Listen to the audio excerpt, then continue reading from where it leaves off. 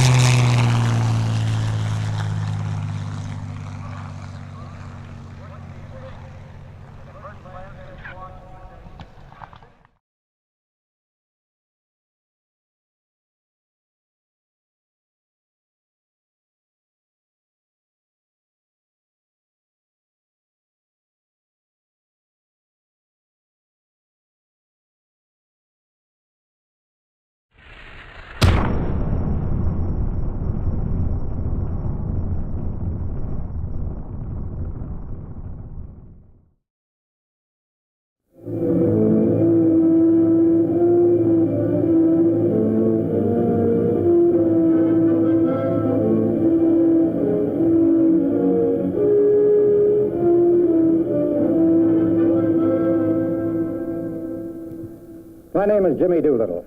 I'd like to tell you a little about the Tokyo raid. Conceived the idea of bombing the Japanese homeland. But as far as I know, the military concept came from then Captain, later Admiral Lowe of the U.S. Navy. In late January or early February 1942, I had occasion to fly from Washington to Norfolk to look into the readiness of one of our new carriers. And as we took off from the airstrip to return to Washington and was circling to gain altitude, I noticed down below me the outline of a carrier deck. This was not unusual because we had them painted on many landing fields so that young aviators who were going to carriers would learn how small such a deck was. But also making passes or appearing to make passes over this carrier deck were some twin-engine bombers that looked like B-25s or B-26s. Here was born, I would say, the concept of the raid. One might call it fortuitous association, because I never would have thought of it had I not seen the bombers passing over the carrier deck. One Sunday morning, early in 42, I was asked to come down to the office when Captain Lowe, the operations officer on Admiral King's staff, told me that he and the Admiral had been discussing the possibility of launching Army bombers from carrier decks to hit Japan, and told me that the Admiral wanted me to investigate it, and write up a concept of operations. That sounded like rather a large order, but I started in on it, checked over the various types of Army bombers that we might use, and came up with the answer that the B-25 was probably the best bet. Fortunately, the USS Hornet was just finishing her shakedown cruise, was due to come up to Norfolk before departure for the West Coast. And we put them aboard the ship and took them to sea and launched them from the Hornet. And the way they jumped off the deck made me feel certain that we wouldn't have any trouble when the time for full load came along. My connection with the Doolittle story began in Tokyo in 1939. I was assigned as Assistant Naval Attaché and Naval Attaché for Air to the American Embassy, Tokyo. We did not have bombing maps of Japan, and one of my principal tasks was to make these. Amongst my sources of information were the Soviet Naval Attaché at the Soviet Embassy in Azabu, Tokyo, who had a wealth of information available. He used liberal quantities of vodka in an attempt to elicit information from me, but I was able to pour a great many of these into his potted palms without his knowing it.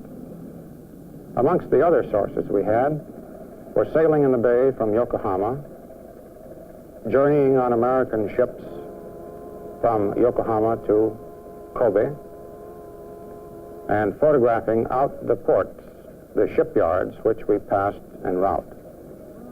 We also attended the launchings of all major naval vessels and many of the commercial craft launched from their shipyards as well. At the end of 2 years, we had assembled quite a dossier on Japanese industry. In 1941, I returned to the United States, served in the Division of Naval Intelligence, and was then assigned to the United States ship Hornet. When Admiral King and General Arnold had settled certain details between themselves, it was decided that Captain Duncan would be the overall coordinator. In the meantime, General Arnold had appointed Jimmy Doolittle as his man to take charge of the planes. Looking over crews that had had experience in B-25s, the most experienced one was the 17th Bomb Group. They were told that there was a mission to be accomplished. It was a dangerous mission, and how many of them would like to volunteer. The entire group volunteered. And then from that group were selected the people who went. Then the B-25 had to be modified in order to permit it to have the necessary range. The rear turret was taken out. In the tail, 2 false machine guns, broomsticks were mounted. Extra gas tanks were built. One went in the place where the tail turret had gone. One was a collapsible gasoline tank over the bomb bay, and another one was in the bomb bay, taking up half of the bomb bay space. After these modifications, the B-25 became admirably suited to the purpose for which it was redesigned. My job in 1942 was to train General Doolittle's pilots to take off from an aircraft carrier within a distance of 300 feet. To begin that job, we laid out distances 200 to 500 feet at a secret airstrip at Eglin Field, Florida. We trained the pilots for light load, takeoff load, and heavy load. All the pilots did exceedingly well in learning the basic techniques of a carrier takeoff. I made a trip to Pearl Harbor to tell Admiral Nimitz about the operation and to talk to Halsey. It was done on a basis of Admiral King telling the Commander-in-Chief Pacific that this operation would be conducted.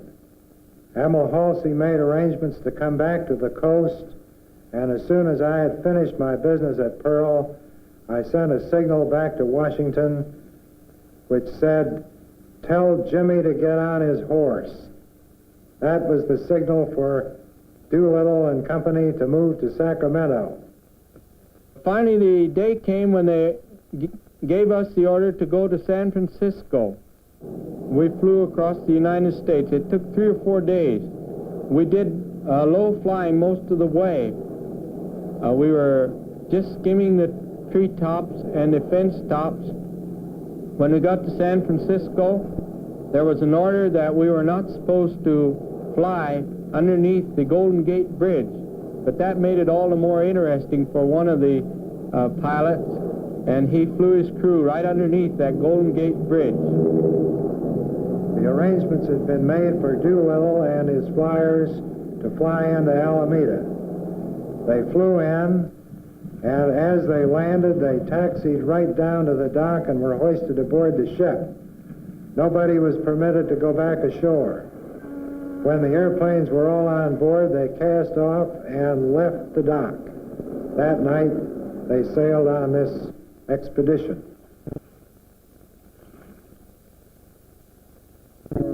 On April 13, 1942, 11 days after her sailing, the Hornet, B-25's lashed to her flight deck, is joined by Task Force 16, which flies the flag of Admiral William Halsey on the carrier Enterprise. The bolstered force pushes westward toward Japan.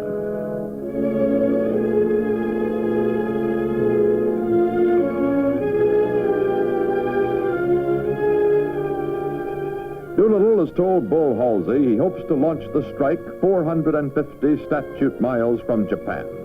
550 will be possible. Beyond 650, too far for overfly to China. For the crew, token physical training, memorizing I am an American in Chinese, the wrong dialect it later develops, poker, and endless briefings. During the briefings, I covered the locations of the Japanese industries, locations of anti-aircraft batteries, such wonderful aiming points as the Diet Building Tower and the 3 radio towers near the Navy Ministry in downtown Tokyo. I showed them where the Imperial Palace was and how to avoid that, and in general covered all the escape and evasion tactics which could be used to get in and get out in one piece. I felt that most of the pilots, with the exception of Colonel Doolittle, were far more interested in getting their aircraft off the flight deck of the Hornet than they were in any possible troubles they might encounter over Japan. We had various worries while on the carrier. One is that we might be intercepted by Japanese surface craft or Japanese aircraft. Captain Mechner and Admiral Halsey and I had all agreed that if we were intercepted while still within range of Honolulu, we would clear the carrier decks and fly back to Honolulu. If within range of Midway, we would fly to Midway. If out of range of Midway and not within range of Japan, we would push the aircraft overboard so the carrier decks could be cleared. If within range of Japan, we would go ahead and complete our bombing mission, even though we had to land immediately afterwards and fall into Japanese hands. This was the most serious eventuality that we had to consider. As soon as we entered Japanese waters, the aircraft were fueled and bombs were loaded.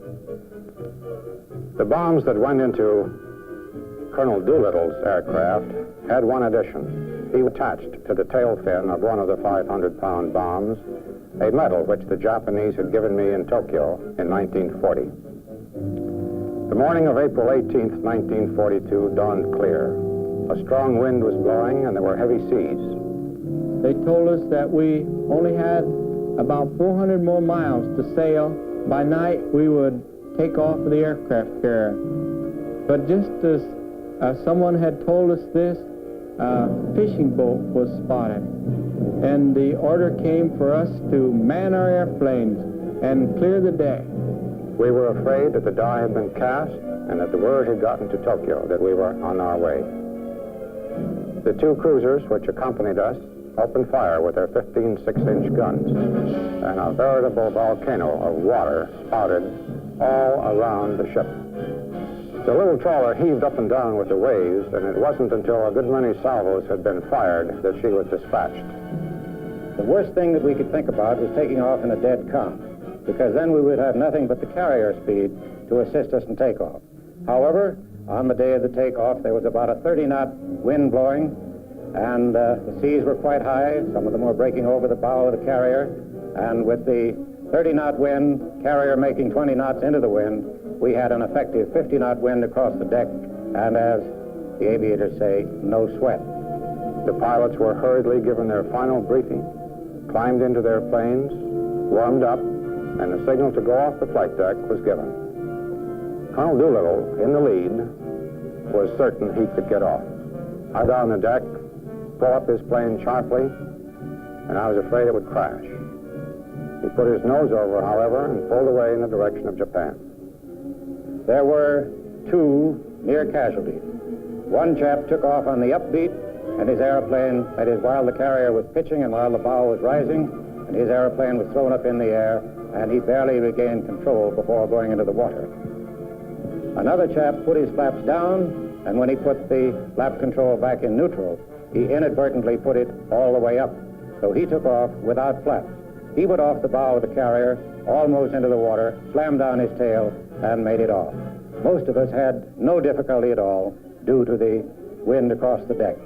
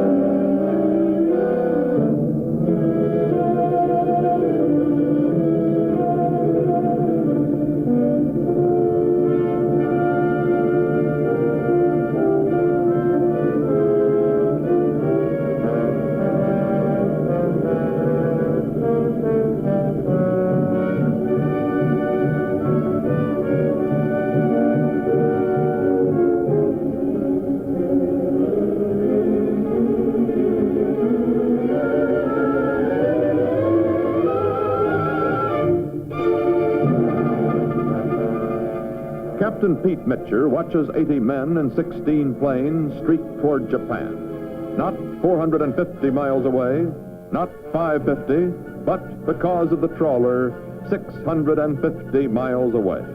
As his task force withdraws eastward at 25 knots, Halsey sees the planes speed into the west.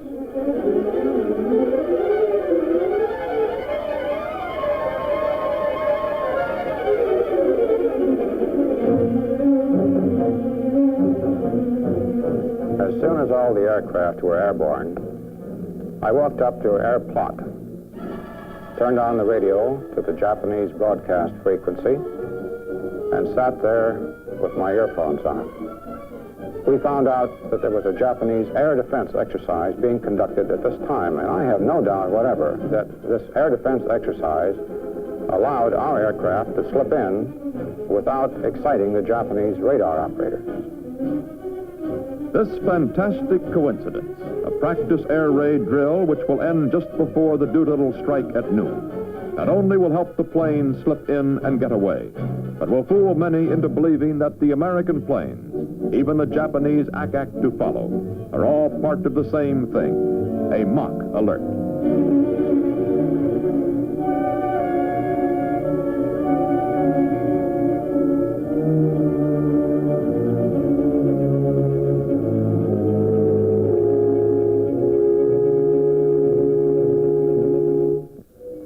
Apparently, there was no advanced warning of the raid as we experienced little hostile action. We approached the targets right on the treetops, pulled up to about 1,500 feet and dropped our bomb. 1,500 feet was the lowest altitude from which we could bomb without danger of damaging our own ships with the bomb. We then returned to a low altitude, maneuvered evasively, and went on. We should like to have remained around to see exactly what had happened. This was impossible, as we were in a hurry. We came in from over in this direction. We were flying around over in that way, and then there was three gas tanks over there. We dropped our bombs on those 3 gas tanks. I can see them from here. We flew up this way, right up to this place where I'm standing, right over this place. And there's a place over here that we thought was a aircraft factory, but it turned out later to be division headquarters. And they had a depot there, and they had a lot of animals and different things stored here, and there was some hay. So our incendiary bombs dropped on the hay and burned up that hay, made a big fire. And then we flew out over to the west, and there were two gas tanks over there. So we dropped our incendiary bombs near those gas tanks. We missed them. We didn't hit them directly. Then we flew on out to China. Planes are to home on Chuchao, but cannot. The homing device never arrives, lost in an air crash. Doolittle flyers crash land in East China. One crew in Siberia to be interned by the Russians. One man is killed, 4 drowned descending in China. 8 are captured. The rest make it. My trip over the target was somewhat routine. When we got to China in the middle of the night, we were forced to abandon our airplane. I called my top turret gunner, told him to bail out. He called me back on the interphone and said, "Okay, Lieutenant, thanks a lot for the ride." It was quite dark and rainy the night we bailed out in China. I landed on the side of a hill in brush and wet grass and spent a rather miserable evening that night. But I stayed in place until it started to get light the next morning. Shortly after I started walking, I came upon some farmers or people working in the rice paddies. And after a while, I got out a notebook and pencil and tried to draw a map. Obviously, a map was something foreign to these people. So I then drew a picture of what I considered a rather clever railroad train. And after making many noises like a choo-choo train, I got several answers, and people pointed in several different directions. This didn't help me very much, so I just started walking down the trail by myself. In 1942, I was an engineering student en route from Shanghai to Chongqing. My travel was entirely in the hands of the Chinese guerrilla soldiers. During this region, you might call it no man's land. This night, I heard airplane overhead, and the village called an air raid alarm.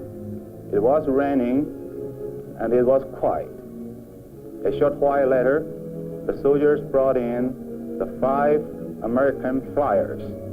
That was the Colonel Travis Hoover's crew. From there on, I acted as their interpreter. I did not realize how close and how dangerous it was, because I was told the Japanese soldiers were trailing us only about 10 miles behind us. If I should be caught by them, I know I would be beheaded. Survivors make their way to Chongqing to be decorated by Madame Chung. Doolittle, spot promoted to Brigadier General, later will receive the Medal of Honor. The raid from Shangri-La, FDR's description, boosts Allied morale tremendously. Although damage to Japan is slight, loss of face is considerable. Meanwhile, 8 captured Doolittle flyers are harshly treated. 3 will be executed after drumhead trials. 1 will die of malnutrition in prison. 4 will remain prisoners under the most severe hardships until war's end 3 years off. The final tally of 80 men who left the Hornet, 71 will survive.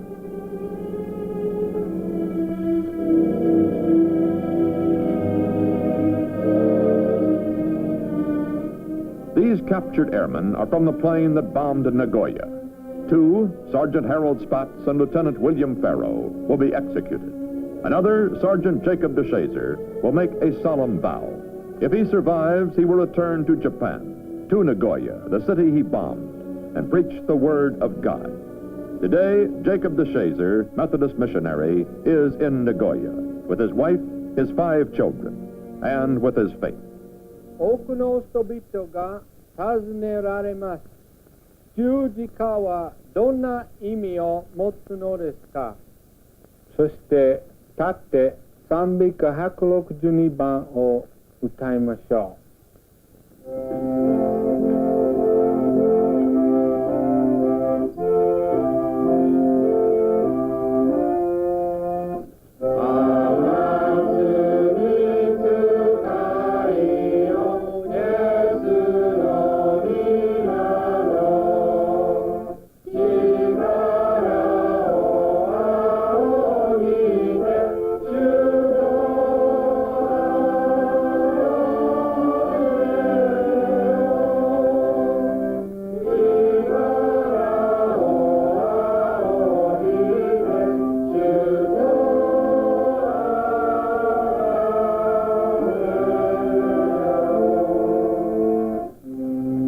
Gentlemen, I propose a toast.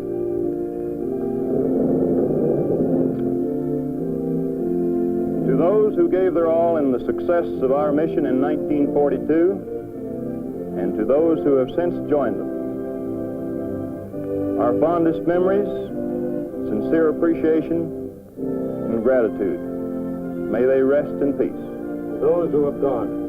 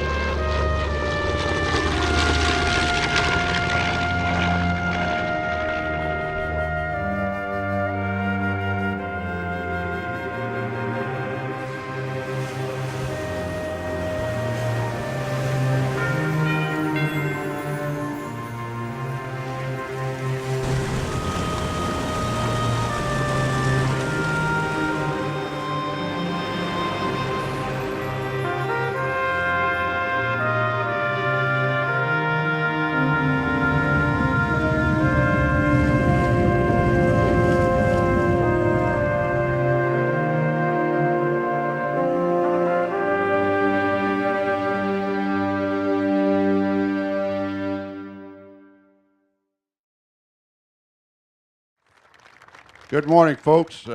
Welcome to 2012 Warbirds in Review. And in deference to my son, my name is Sam Bass. This is my birthday, July the 28th, 1933. So this is my birthday present, having the honor of being to interview these gentlemen. This airplane this Panchito belongs to Larry Kelly. He's from Enterprise, Alabama. He's got quite a resume, but I'm not going to go into it. He has 4,000 hours. He's been with the DAV flight team for 10 years. Now, what I'd like to do is Larry's going to tell us a little bit about the history of the B-25 and then about the particular airplane itself. Here, Larry. Thank you, Sam. Happy birthday. Thank you. You don't look that old. This particular airplane is not the original airplane that carried the Panchito nose art. This particular airframe was built in October 1944 in the last contract series North American had, manufactured in Kansas City, Kansas, where all the J models and the H models were manufactured. The B models that the Raiders flew were all manufactured out in California. Then later, the C models were manufactured in California, the D models in Kansas City, along with all the J and H models. The G model you hear about was actually a D model. It was converted, had the cannon added to it. The H models came out of the factory with the cannons in the nose. 75mm artillery piece mounted in the crawlway going up to the bombardier's nose. But this airframe, built in October 1944, entered service in January 1945 and was used as a crew transition trainer. Now what that means is pilots had just finished pilot training and gotten their wings. Bombardiers just gotten their wings. Gunners had just gotten theirs. Everybody just finished their trade schools and their technical schools will be brought together as a crew and they would be assigned an airplane at a training base or transition base where they would learn their fighting skills as a crew. They'd go out and do bombing practice, strafing practice, and learn to practice together, and then be shipped off to the theater of war to become replacement crews in the different theaters around the war. Other crews would get in the airplanes, and that would just repeat over and over and over again at these transition bases. Now, the original Panchito, built in the same lot number as this airplane, or same batch number, I guess you could say, was assigned to the 41st Bomb Group and was flown to Hawaii in early January 1945.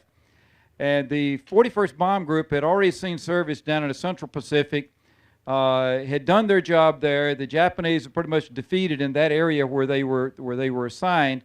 So the 41st was brought back to Hawaii to get outfitted with new crews and newer airplanes. They had G models down in the South Pacific, and they were getting the new J models. Everybody knew by then that it was only a matter of time before the Japanese had defeated, and the 41st was going to be one of the outfits going to Okinawa to be assigned for the softening up of the Japanese. And at the time the airplane was assigned, Don Seiler was a senior combat pilot in the 396 Bomb Squadron. You'll see his name painted under the wing up here, or under the cockpit window. And Don had volunteered for a second tour, and his buddy Ben Tarnauskas, he'd gone through all the training with, had volunteered for a second tour. They went to the base theater. They saw a movie called The Three Caballeros. And they could see themselves, one as the suave green parrot who was the ladies' man. That was Karaoke Joe. Any of you that's seen the movie, it was one of Disney's feel-good animated musicals from World War II. And Don Seiler could see himself as Panchito, that high-energy Mexican rooster with the 2 6-guns. And so he painted Panchito on his airplane. Karaoke Joe was painted the other one. Off they went to Okinawa, began their combat operations in the late spring of 1945. But just for a little perspective, at that time, Don Seiler was 22 years old, and he was a senior combat pilot in the 396 Bomb Squadron. He was the guy the new guys had to fly with before they could fly missions on their own. So that's where the name came from. All the 41st Bomb Group at the end of the war, all were ordered to go to Clarksville. The airplanes were lined up, blown up, and the debris was bulldozed into ravines, big dugout holes that were done there on Clark Field. And there the remains of the original Panchito remained, except for the 8-day clock, which sits on the mantle of Bill Miller's house. Bill passed away last year, though he was the last surviving original crew member. The difference is, some of you have been asked many times, between the J model and the B models that the Raiders flew. Same basic airframe, same basic engines. A lot more armament was added later on. The package guns were not on the early ones. That's the guns on the side. The guys had one .30 caliber machine gun in the nose that could stick from one hole to the other. David Thatcher here had a one turret mounted just after the bomb bay, a Bendix turret with 250 caliber guns in it that occasionally would work, most often wouldn't work, right, David? And did you have trouble with yours on the raid? Did yours work? Not very well. Not very well. Okay. But anyway, and then they had very little armor. They didn't have the waist gun positions in the original B models, and in the later J models, it just kept adding more and more as the airplane evolved more from a medium altitude bombing role, which wasn't designed for, more into low altitude, much like the A-10 is used for today. You can imagine all these fixed guns, and with the 8-gun strafer version where you had 8 50 calibers in the nose, plus the others, you could get 14 50 caliber guns firing forward for strafing. You put 4 or 5 of these things side by side, you could do a lot of damage to a Jap airfield or a train or troop emplacements. Dropping parafrags as you pass over, strafing on the way out, so evolve more into the A-10 type role for today. Sam, would you want to introduce the Raiders? Yes. On my left, we have the co-pilot for the #1 airplane with General Doolittle. Says this is Colonel Cole. Now, I have a little information on Colonel Cole here. I'll try to make it not too short, but well enough to talk about it. But he went in the military in November the 22nd, 1940. As I said, he was in ship #1 on the raid of April the 18th, 1942. After the raid, he served in the China-Burma-India Theater, and it's June to 43, June to 44. The decorations of the Flying Cross, the DFC, with 2 oak leaf clusters, the Air Medal with 1 Oak Leaf cluster, the Bronze Star, Air Force Commendation Medal, the Chinese Medal Class A First Grade. On my right is Master Sergeant David Thatcher. He was ship number 7, which is a unique ship in a couple of ways. Number one is when you see the movie, and you'll see one that they take off and it sinks down and it almost hits the water. That was ship number 7. They somehow, there's a reason behind it, and Sergeant Thatcher will tell you that why they ended up with the flaps up when they should have been down. It was the ruptured duck. The pilot was Ted Lawson, and he wrote 30 Seconds Over Tokyo. Sergeant Thatcher was in the Army. He started in December the 3rd, 1940, went to mechanical school, A&E, in December of 41. And after the raid, he served in England and Africa. His decorations are, he was one of 2 raiders that received the Silver Star, DFC Air Medal, 4 Oak Leaf clusters, and Chinese Army Class A First Grade. And we'll get into this Silver Star, how he was awarded, however you want to put it, the Silver Star later on in our interview here. And Larry just talked about the B-25 in particular. And before I get started on the interview, I'd like to say that after we get through with this, please, you people just stay in your seats until these gentlemen can get back over to the Warbirds in Review tent over here for the sales, and they'll be there. And we have some items. They have prints of their own that they're selling, and they will be signing. All that money goes to an education fund. There are 3 books over there that are Jimmy Doolittle's autobiography. There's 2 about the raid. There's also a DVD that you people may have seen or may not have seen that was on the military channel. So those items are over there, and they will be over there to autograph those items. And also, we'd like to have you members. The people that are not members of the Warbirds of America, we're not all airplane owners.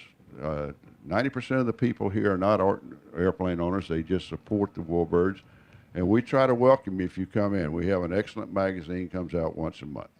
So now we've got through with all the commercial. I'd like to ask Colonel Cole, the first question, sir, is how were you selected, number one, for the group? Number 2, in particular, how were you selected to be the co-pilot, and what was your training? I think it's on. Actually, it wasn't a matter of selection. It was a case of just incidents happening. I was crewed up with a senior pilot, and in the middle of our training, he became ill, and that left us without a pilot. I had been upgraded as a pilot, but was just recently, and I didn't feel confident enough to try to go as the first pilot. So the crew talked it over, and I went to the ops officer, and he said, well, the old man's coming in this afternoon, and I'll crew you up with him. And I thought, well, now we get to fly with an old man. Maybe that's not such a good idea. But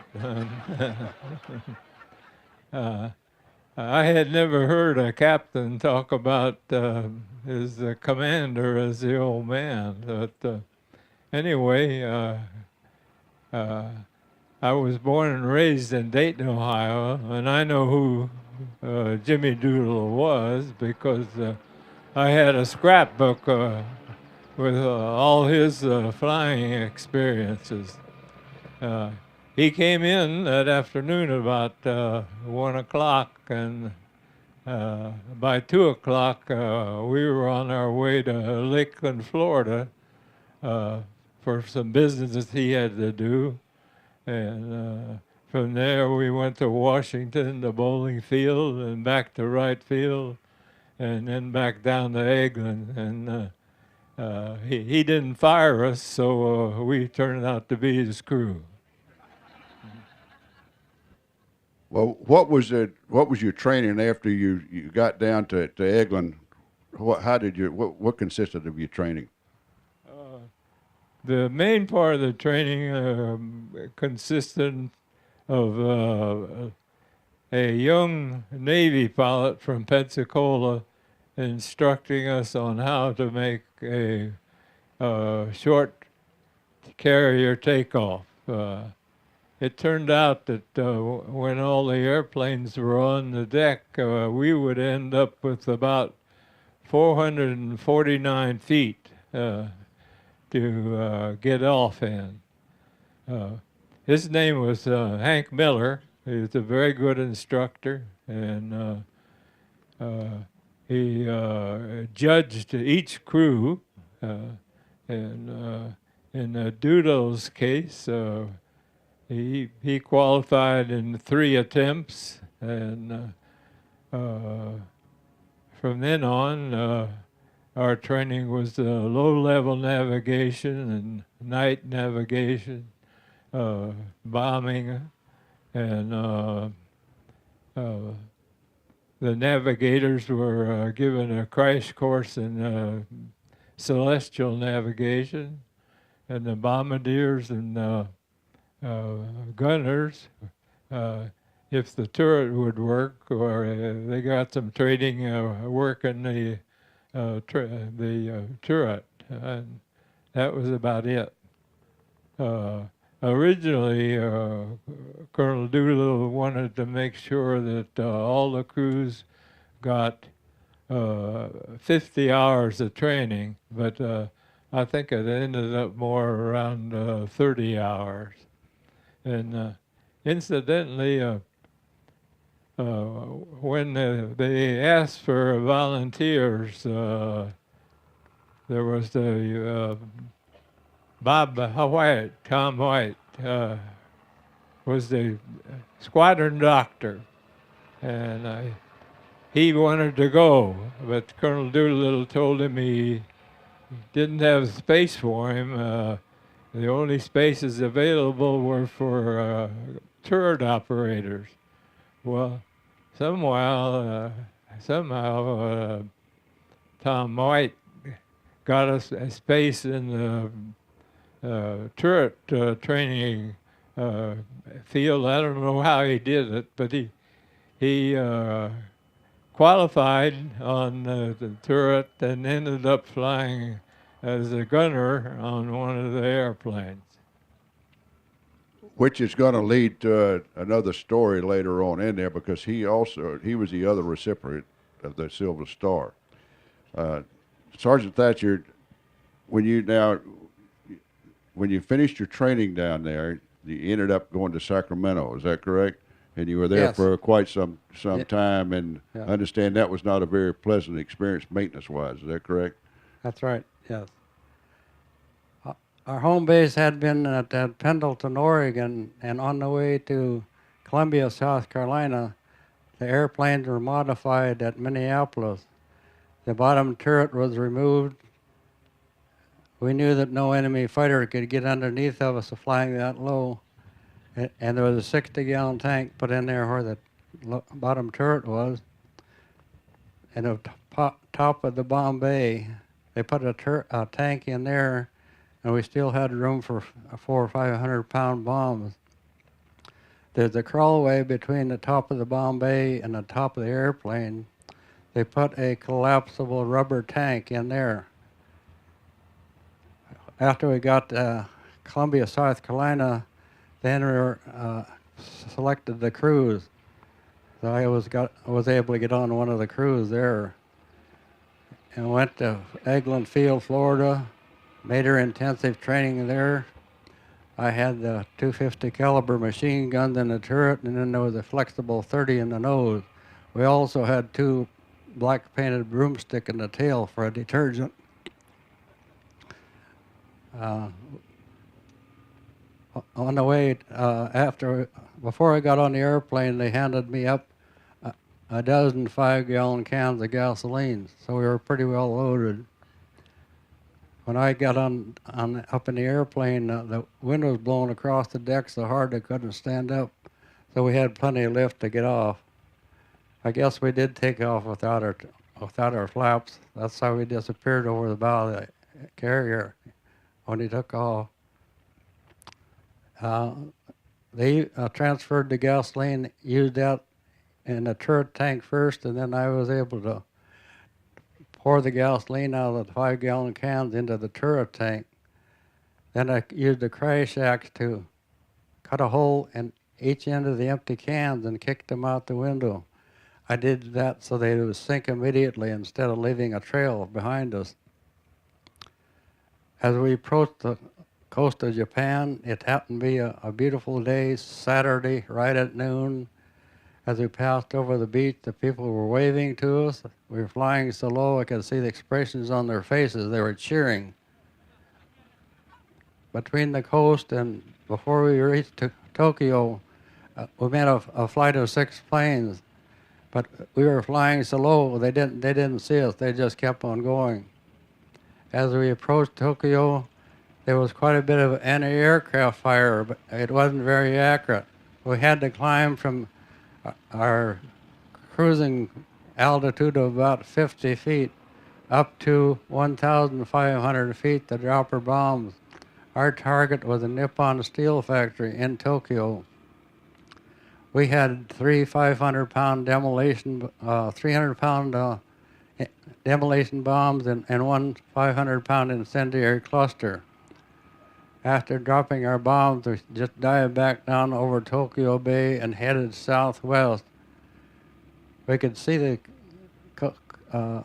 mainland of Japan, but we were flying over the water. And finally, when we reached the southern tip of Japan, then we turned west to China. We were in there 13 hours that day.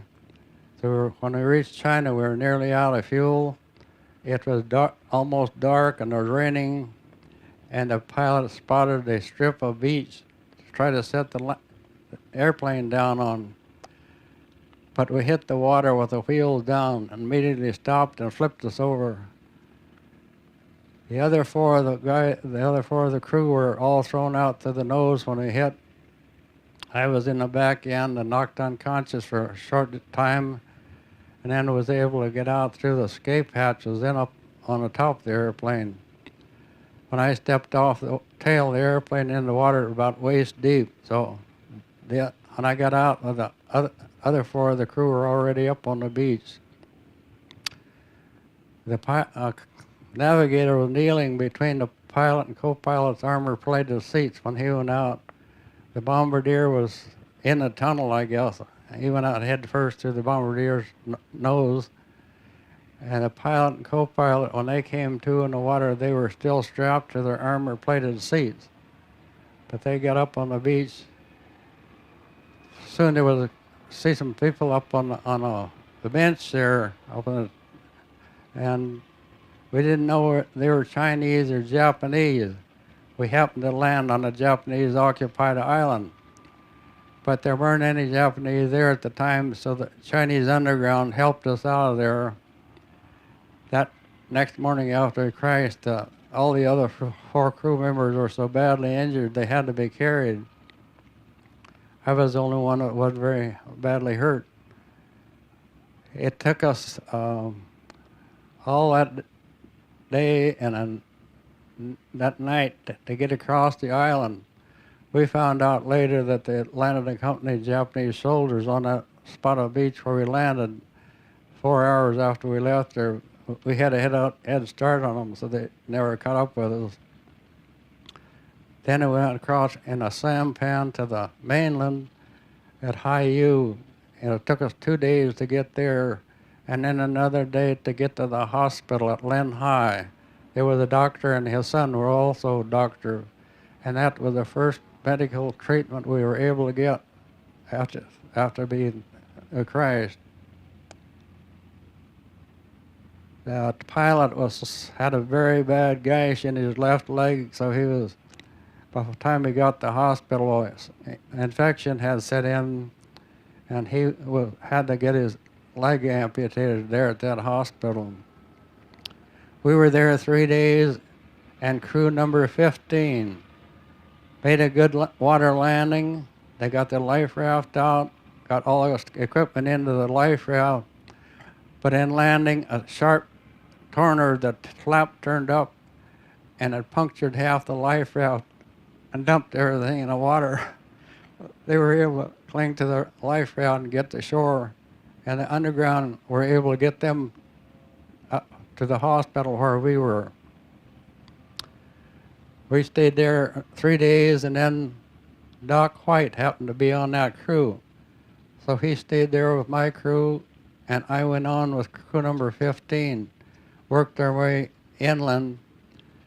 The Chinese had blown up all the highways along the coast to slow the advance of the Japanese, so all we had was trails through the rice paddies to travel for 3 or 4 days walking and being carried. It took us until about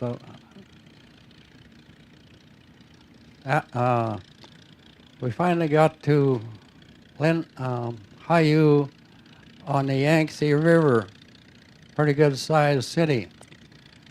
We were there 3 days. Every morning, air raid siren would go off, and we'd go down to the dock and get on a ferry and go up the river a couple miles and get out on shore. And there was a fairly high hill there with a pagoda on top of it, about 7 stories high. So we'd go up in there, and over there we could see the Japanese bombers come over the city and the airport dropping bombs. And then it would you could hear them emptying machine guns over the city, nothing, no target in particular. The only protection the Chinese had was old German World War I Mousing rifles. So the Japs knew that they couldn't reach that far. The fourth morning, a C-47, a cargo plane, came in from Chongqing to pick us up. That day, the Japanese came over and strafed and bombed that pagoda. They had spies through there. They knew what they were doing. We finally reached Chongqing, and we were there about 3 days. In that time, Madam Chiang Kai-shek had a banquet for us and presented us with a Chinese medal. Then from there, we flew out over the hump to Calcutta, was there last 10 days of May waiting for orders, then went to New Delhi for a few days, and then to Karachi. And there I received my orders to come back to the United States. So we came through Iraq, Cairo, across Central Africa to Nigeria, and then flew across the South Atlantic to Brazil in a Pan American Clipper. From there, we worked our way up to Washington, D.C., went all the way around the world that trip. We were decorated at Washington, D.C. with Distinguished Flying Crosses, went back to Billings for a couple days leave, and then reported to MacDill Field in Tampa, Florida, and began training in B-26s. Trained there until the last of September of 42, then went by train to New York and boarded the Queen Mary. It had been converted to a troop ship. There were 12,000 troops on board that trip. They had bunk beds stacked 5 high. It went across the North Atlantic alone. It changed course every 3 miles and at 90 degrees to avoid submarines. Off the coast of Ireland, a dozen U.S. and British destroyers met us to escort us into Glasgow, Scotland. This one destroyer cut across in front of the Queen Mary twice, looking for submarines. The third time, the Queen Mary cut it in 2. You can just feel a bump. The Queen Mary is so big. So we finally get into Glasgow, and then went by train down to east of London to Norwich. We were there several months, and at night the German bombers would come over our base on their way to London, but they didn't bother us because we didn't have any airplanes there. Then last of December, went in convoy to Oran, Algeria, North Africa. At the first, until middle of April, we were flying submarine patrol back and forth across the Mediterranean between Oran and the coast of Spain. We had depth charges in our bomb bay then. April, we moved up to the front. We were bombing the Italians, and the Germans finally got Rommel kicked out of North Africa. Then we could reach the island of Sardinia and island of Sicily. And I was on 26 bombing missions over there, including the first raid on Rome. I was there until December of 43, and then returning from there back to Casablanca, boarded the Empress of Japan. It was the Japanese ocean liner that had been captured early in the war and was converted to a troop ship, and come back to New York on that. Colonel Cole, thank you very much. That was very, very moving. Colonel Cole, you read that it was considered a suicide mission. Did you feel like that it was a suicide mission before you proceeded on this? I don't know who thought that up, but I think it was wrong. Because personally, I didn't believe that it was any more of a suicide mission than the guys taking off from England flying over Germany. As a matter of fact, when you go on a combat mission, you think about the bad things that happen, and one of them is that you might not come back. So, but you to keep your morale up, why you don't use the word suicide. Of course, you were the fortunate one that spent the most time with Doolittle. Would you describe the general, your thoughts on him? And I'm sure that I've read about the admiration that all of you people had for General Doolittle, but would you tell us how you felt about General Doolittle? How did you feel about General Doolittle? First off, like I said before, I was born and raised in Dayton, Ohio, and as a kid I would ride my bicycle over to a place called McCook Field, which was the Army Air Corps' first test field, and consequently General Doolittle and the rest of the old-timers flew in and out of McCook Field. And he became one of my childhood idols. And on the word that ended up where we got to fly with him was really a big deal as far as I was concerned personally. But Colonel Doolittle, aside from the fact that a lot of people thought that he was a big show-off, having flown all the missions that he flew and winning all the trophies that he won, the real person was very quiet. He treated everybody with respect, and he believed in the idea of if you're in a crew that it's teamwork. He was the team leader, but he gave everybody the option of having their say about any questions that affected the whole crew. He was also education oriented. He had a college degree from California, and by studying intermittently, he ended up getting the first doctor's degree in aeronautical engineering from MIT. He was very personable, and everybody in the group was attracted to him. But he was an inspiration, and we were all happy that he was our leader. Colonel,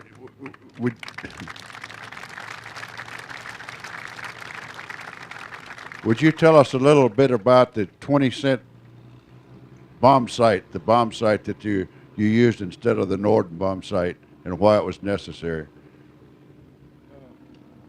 One of the crew, there was a young man by the name of Ross Greening.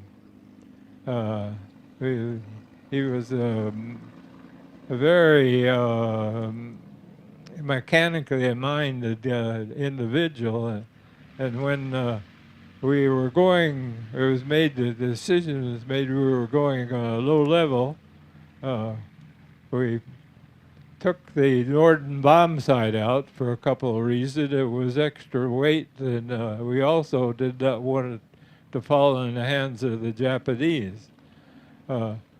Ross figured out a little aluminum-made deal with strictly nothing but a protractor with a pivot arm that you could move it up and down to different degrees. And he tried it out, and they were able to use it on the mission, and it ended up costing 25 cents.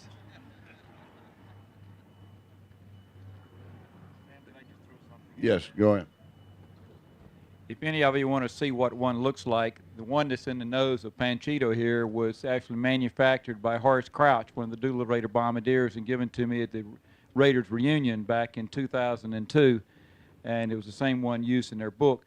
But the theory was a simple protractor with an angle.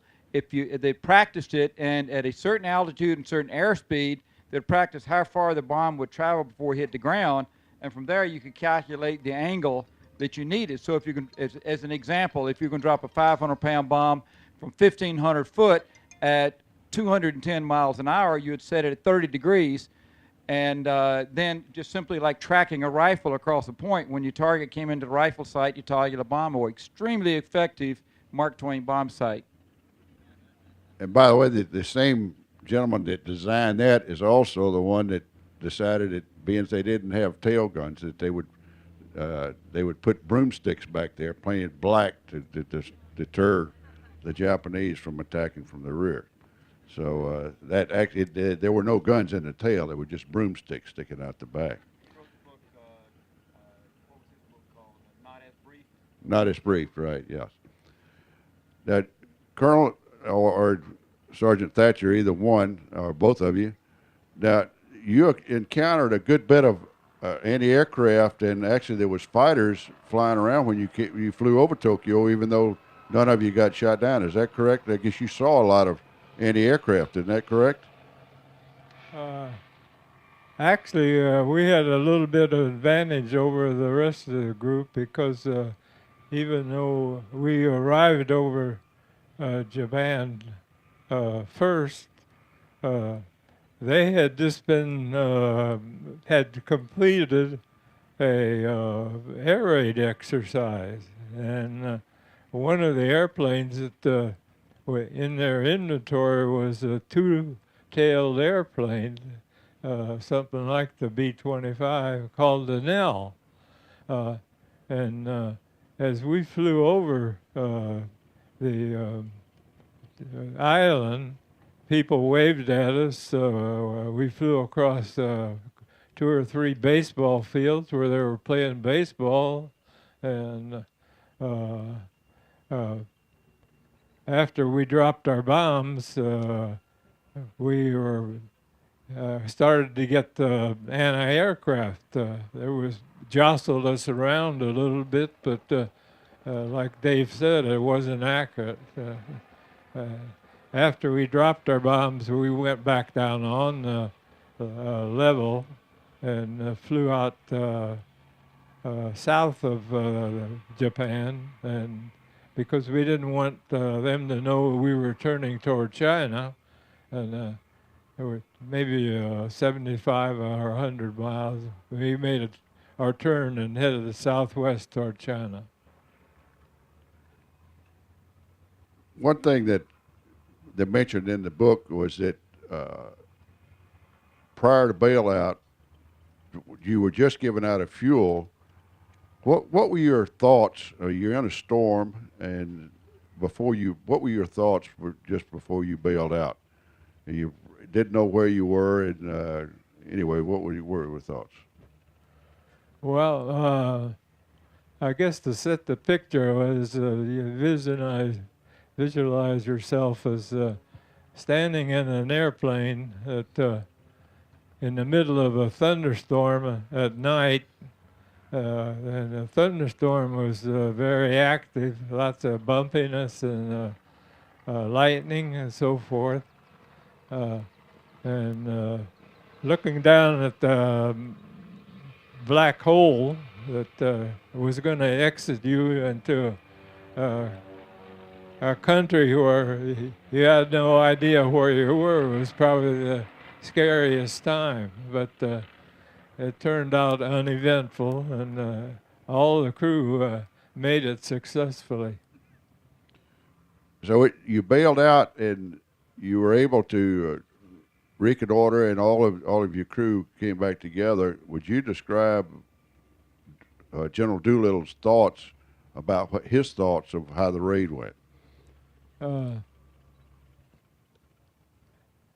After we bailed out, and each one of us spent our the night, we were all together the next day. I walked maybe 15 or 20 miles, I guess, and arrived over a cliff. And this was about dusk at night. It had a Chinese nationalist flag flying over it, and I went down to the building that the flag was flying on, and I was accosted by a young Chinese soldier. He took me in the building, and which was empty except for a table. On the table was a piece of paper with a two-tailed airplane and 5 parachutes coming out of it. I finally got him to take me where he took the individual that made the sketch, and I walked in the building, and there was Colonel Doolittle. I said, "Boy, am I glad to see you." Anyway, he greeted me and said he was happy that I wasn't injured. And maybe a couple hours later, Chinese soldiers brought in Hank Potter and Fred Bramer and Paul Leonard. And so we were all together that night. The next morning, the Chinese took us to a place that had a telephone. And Colonel Doolittle's biggest worry was he wanted to learn where everybody was if he could. And it was a very difficult deal. But anyway, the Chinese decided they would take Paul Leonard, the crew chief, and Doolittle up to the crash site. So they took off and went up, was higher up on the mountain. And as they were looking over the debris, Doolittle expressed to Paul that he might end up in Leavenworth, having lost all the airplanes, and none of the, didn't know where the people were and so forth. And finally, Paul told him that they were going to promote him to a brigadier general, and he would get the the Congressional Medal of Honor. And then Paul also added, if they give you another airplane, I want to be your crew chief. And Doolittle personally expressed himself. And he says, tears came to my eyes, because that was the biggest compliment I've ever had.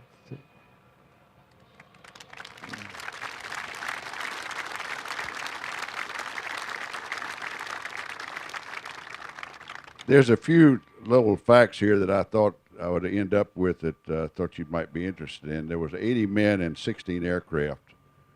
One of them was killed in bailout, and as it turned out, it was Corporal Factor, and he was buried by Reverend John Birch, who the John Birch Society is named after. And Reverend Birch, he was in China and had been there for quite some time.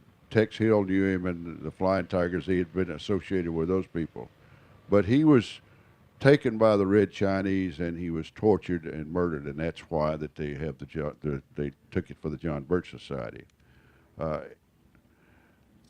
8 of them were captured. 1 died in prison, and 3 of them were executed. And I'm sure most of you have read that, and it's horrible. 5 made general later on. 4 were POWs in Germany after that. And 13 of them died in other events in World War II. These gentlemen are to be greatly admired. Admiral Halsey made a statement, and he said it was the most courageous event in military history. And it's now we're going to open it up for some.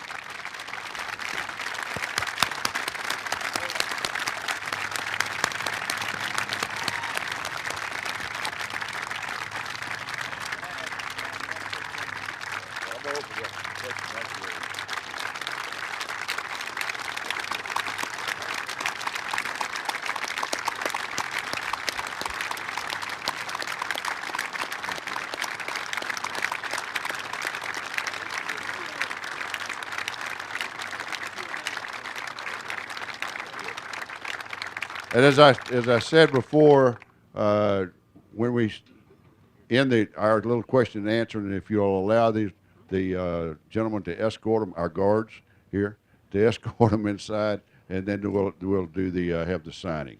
So we're going to have anybody have any questions back there? Yes, sir. I need one of those.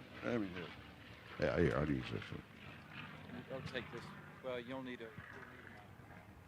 How come one aircraft ended up in Russia, in the Soviet Union, and was interned? Wanted to know about the one that flew to Russia, the aircraft that flew to Russia. Had the carburetors that were adjusted improperly.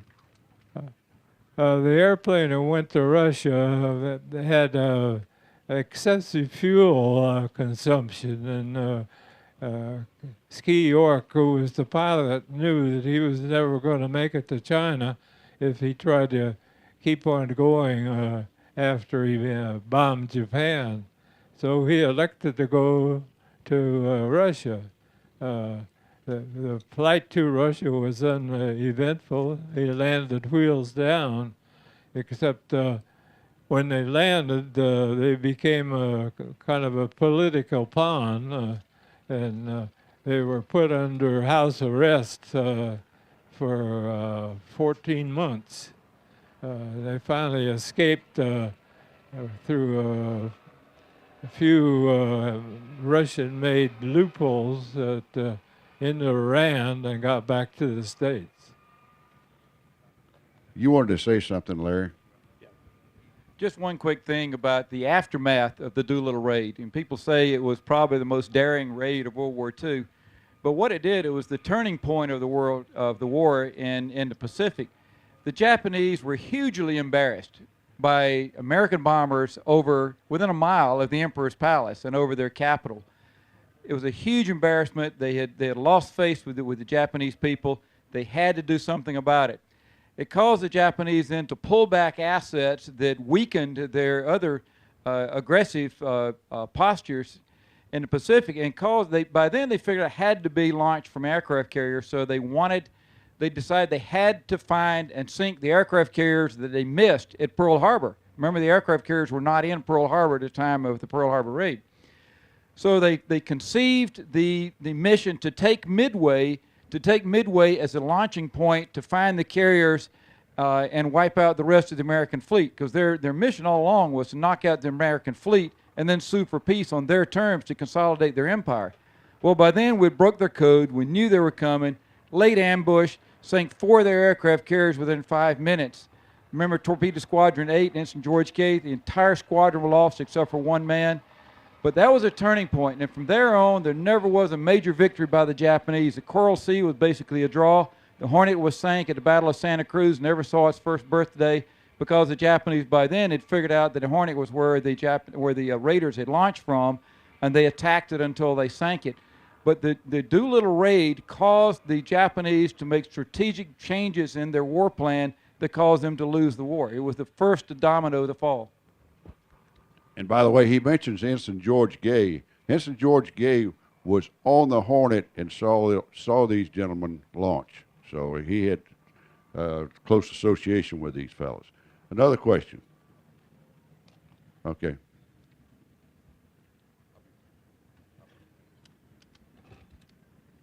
From what I understand, you couldn't get from the back of the plane to the front of the plane during the mission. And if not, what was it like back there, and how many people were back there? I was the only one. That's a long time. After we left Japan, then they used the gasoline out of that rubber collapsible tank, and I was able to roll it to one side so I could curl up to the front then.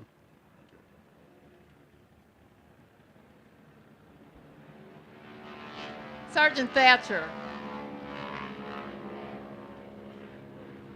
In the movie 30 Seconds Over Tokyo, they showed the ruptured duck flying under the Golden Gate Bridge. Did you really do that? The Oakland Bay Bridge we flew under. Yeah. All right.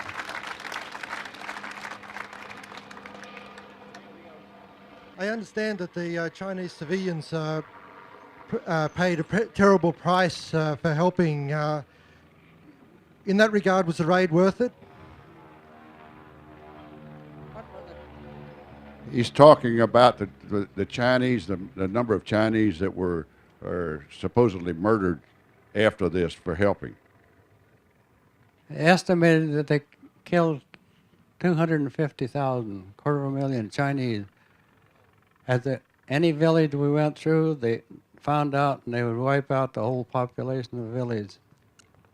Did you intentionally separate your planes for safety factors? We did not go in the formation. We went in alone. Well, the reason is because they were departed. They didn't want to waste fuel by, forming.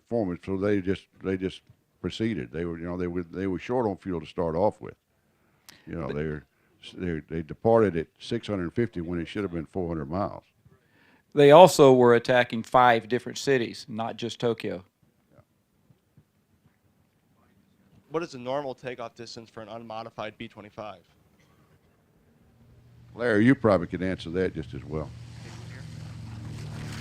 Well, like many things, it's dependent on density, altitude. It's dependent on your weight, your fuel load, everything. I could not imagine getting off in 500 foot in this airplane. But lightly loaded, we can get off probably in 1,000 or 1,500 feet. But you got to remember, I believe, Dick, you told me, Dick, you could point this out because you told me when we were doing the military channel series, what was the speed of the carrier and then the wind in the steam. I believe you said you had about 60 knots of wind across the deck before you even rolled. And another point, every airplane took off from the same spot. The last airplane didn't have any further. They all had to taxi up to the same spot because the island being in the middle of the boat, you couldn't risk hitting the island and blocking the deck. So everyone had to come up and took off in the exact same spot. But Dick, could you point out or talk about the amount of wind you had across the deck before you started your roll?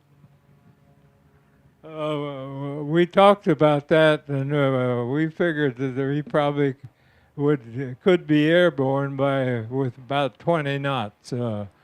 I don't remember what the speed of the carrier was, but the wind was around 35 knots.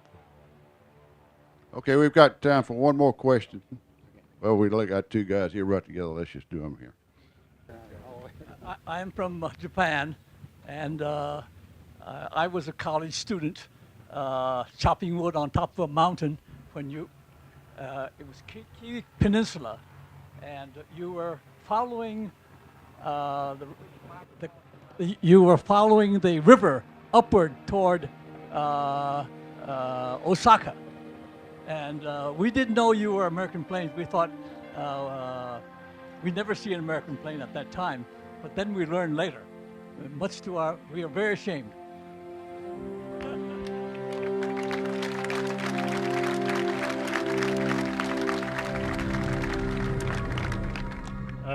Not really a question, but just one thing. Thank you.